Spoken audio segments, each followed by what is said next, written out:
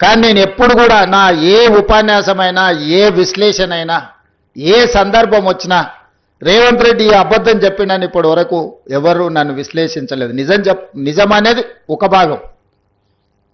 నేను రాజకీయాలకు వచ్చినప్పుడు నేను స్పష్టంగా నిర్ణయించుకున్నా, అబద్ధాల ప్రాతిపదిక మీదన అబద్ధాల పునాదుల మీద మన రాజకీయ భవిష్యత్తును నిర్మించుకుంటే అది ఏదో ఒక రోజు కూలుతుంది.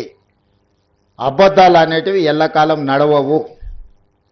దిగిపోయిన నాయకుడు మాత్రం చెప్పేవన్నీ అబద్ధాలే, నిజాలుగా భ్రమలు కల్పించేంత గొప్పగా అబద్ధాలని చెప్పగలిగిన నాయకుడు. అందుకే కమ్యూనిస్టులను కూడా మొత్తం నాదే బాధ్యత పత్రిక నడిపించేది, అసలు మీరు ఏం చేయాల్సిన పర్లేదు మొత్తం నేను చూసుకుంటా అని చెప్పాడు.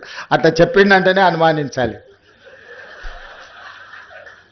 ఎందుకంటే బాగా నమ్మిస్తే మోసం చేయడం అల్కగా అవుతుంది. నమ్మకం అనేది లేకుంటే మోసం అనేదే ఉండదు. నువ్వు ఎప్పుడైతే నమ్ముతావో నమ్మకాన్ని నీడలాగానే మోసము దాని ఎంబడే ఉంటుంది. ఆ నమ్మకం కలిగించడానికి ఎక్కువ ఎవరైనా ప్రయత్నం చేస్తే ఒక్కటికి 2 సార్లు మనము కొంచెం జాగ్రత్తగా చూడాలి. నిజాయితీగా మాట్లాడేదానికి, నమ్మి బలికేటట్టు మాట్లాడేదానికి సన్నని తెర మాత్రం ఉంటుంది, థిన్ లైన్. దాన్ని కొంచెం జాగ్రత్తగా గమనిస్తే మనకు అర్థమవుద్ది. నేను పార్లమెంట్ ఆఫీస్ ఓపెన్ చేసుకున్నప్పుడు మల్లు స్వరాజ్యం గారిని తీసుకెళ్లి వారిని చీఫ్ గెస్ట్గా తీసుకెళ్లి నేను పార్లమెంట్ ఆఫీస్ మల్కాజ్గిరి ఎంపీగా గెలిచినాడు పార్లమెంట్ ఆఫీస్ ఓపెనింగ్ చేయించుకున్నాను.